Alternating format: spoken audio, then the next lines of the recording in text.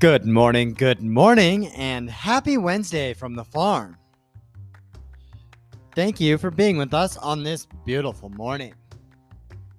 We had our cold snap come in again last night and brought in some below zero temperatures. So this morning, the girls didn't want to come out. They scampered out for a little bit to get some water and ran back in. So today will be full of cracking some ice, and hopefully the sun will peek out through this overcast that we have today. I wanted to touch a little bit more about water use efficiency. I've had a few listeners out there that have said, "Hey, Sean, I'd love to learn more about it, and I don't quite understand what does water use efficiency mean to me." I thought it would be great to share some tips for farm use and compare those to some of the things we see in hydroponics. I spoke about water use efficiency a lot in episode 40, and I've mentioned it in others. Here in the American West and in other areas, water use is very important. So today we're going to call it WUE Wednesday for water use efficiency. But real quick, since I gotcha, if you could be so kind as to leave a review, let me know what you've enjoyed so far or what you might like to hear down the line. And don't forget, while you're down there, let others know why they should stick around too. So how is water use efficiency important to us farmers? How is it important to you? And what can we do to improve our water use efficiency on the farm? I like to advocate from the very beginning that we educate ourselves on anything that we get into. For water use efficiency, it starts with educating ourselves and those that work around us, whether they be farm employees or those that we have relationship with. Here we have also volunteers. So letting them know and educating them about the importance of water conservation as we understand it on our operation and how to best implement water efficient practices. And as I look around and see some of the things that we do here to let others know how we are trying to be as efficient with water, I have a sign just sitting here to my left. It says all wastewater drains to the fish tank currently. So we have one sink here where water is actually being recirculated. So we have to be very mindful that we're not dumping anything in there. So having signs for us is one way that we like to educate. But having conversations about water use conversations about conservation is going to be very important to all of us involved on the farm. And I mentioned I'm looking around and seeing the things that we have here in our facility. So that leads me into another tip for water use efficiency. And as operators, as owners, as farmers, as employees, we have to monitor that water use. We need to regularly track how that water is being used on the farm, and they may look different for everybody. We have a meter that lets us know how much water is coming into the farm, and then we know how much water we're replenishing over time here with our aquaponics. Now, for some farmers, a meter may not be the best way to monitor your water use, but at the very minimum, we all need a meter to know how much water we are using.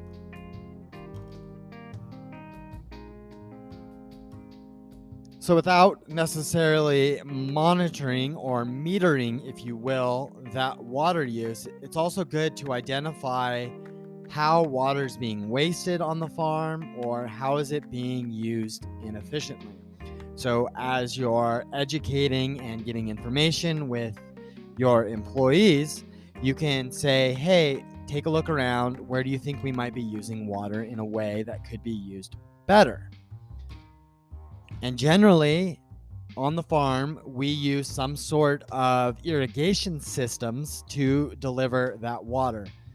So part of our being the best stewards of our farm is making sure that we're using the most efficient irrigation systems and inspecting those irrigation systems on the regular. So that goes back into that monitoring the water use. So as farmers, we are almost always trying to implement the most efficient irrigation system so we can reduce water use and ultimately increase our crop yields.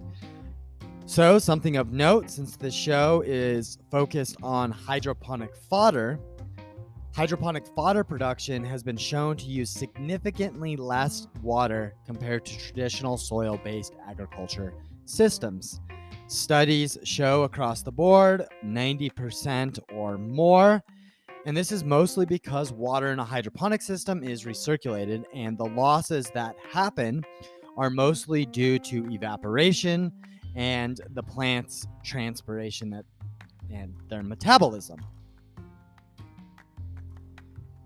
Now, we're looking at our farm, we're monitoring our irrigation systems, and while we're out there doing that, part of being efficient with our water is conducting regular maintenance on those different water systems, like the pipes, the different troughs that we may use for our animals, tanks that hold water for, let's say here, our fish, or stock tanks that hold the bulk water for other farmers. Making sure that those things are in good condition and free from leaks. I think it seems quite obvious that leaks are the biggest cause of water loss on farms. So it is the place where we're going to see we're using water the least efficiently. And unfortunately, most of us don't see those leaks until we look at the bill and we have to pay for an extraordinary amount of water we didn't expect to use. So part of being good with water is paying attention and doing the work that is needed to get water where it wants to go. And part of knowing where water should or wants to go is implementing a watering schedule and educating all of those involved on what that watering schedule is. Now, it's fairly standard practice for us farmers to develop some sort of watering schedule for our farm, and we always want to make sure that we're considering the different needs of the animals, the weather. So it's winter here in Colorado, and for many others, we have to deal with water issues that happen during the weather, and how available is that water going to be for our animals.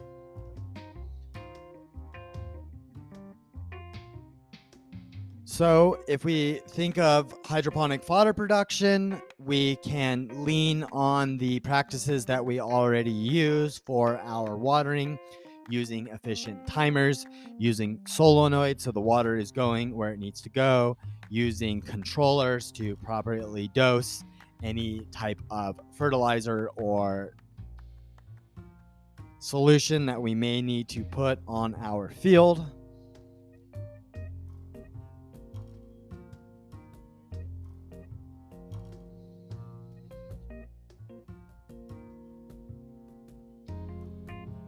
And perhaps the last piece of information that would be appropriate for today's short format would be to think about improving or making sure that we have the most optimized grazing or animal pasture practice for our herds or our flocks. And I hesitated there a little bit because I started thinking about chickens, and chickens don't necessarily quote unquote graze, but in general we want to make sure that however it is that we're raising our livestock, that we're implementing the best grazing management that we can. Here in the American West and in a lot of areas, we've seen that one of the most efficient ways to implement grazing practices is by using some sort of rotational practice. And that's because it's shown to reduce the degradation to the grasslands because animals are being constantly moved, and because animals are not able to graze the pasture to the ground, the soil is healthier and able to retain water much better. So ultimately, healthy soil holds more water.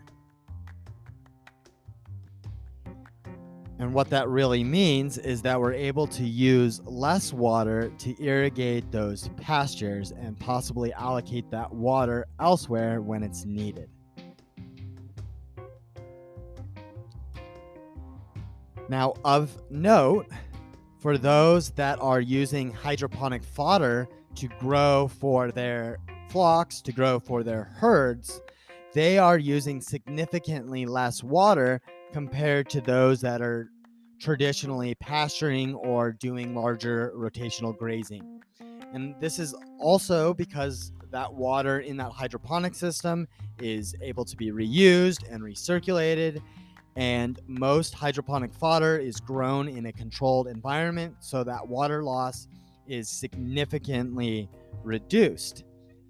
And another advantage hydroponic fodder production can have for those that need to get a better grasp on their grazing management practices is that it can increase water use efficiency on the farm because it produces a more nutrient-dense product that's ultimately requiring less water for digestion to the livestock.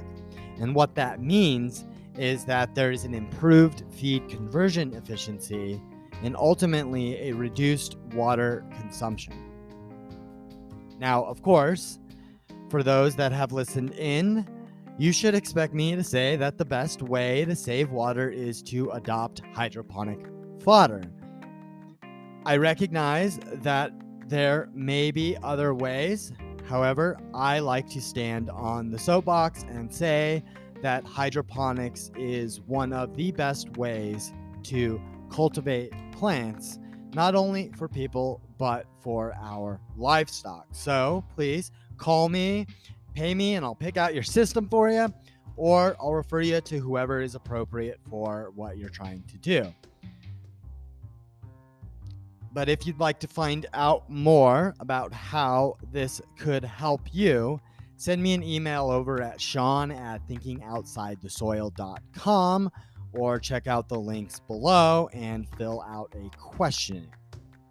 But that is all I have for us this morning. If you've enjoyed this or any of the previous episodes, again, please be sure to follow the show and give it some stars. Be so kind as to let others know why they should stick around too, so they don't miss out on becoming part of the next agricultural revolution. Join us again tomorrow, and thank you for being with us on another episode of Thinking Outside the Soil. Take care and have a lovely day.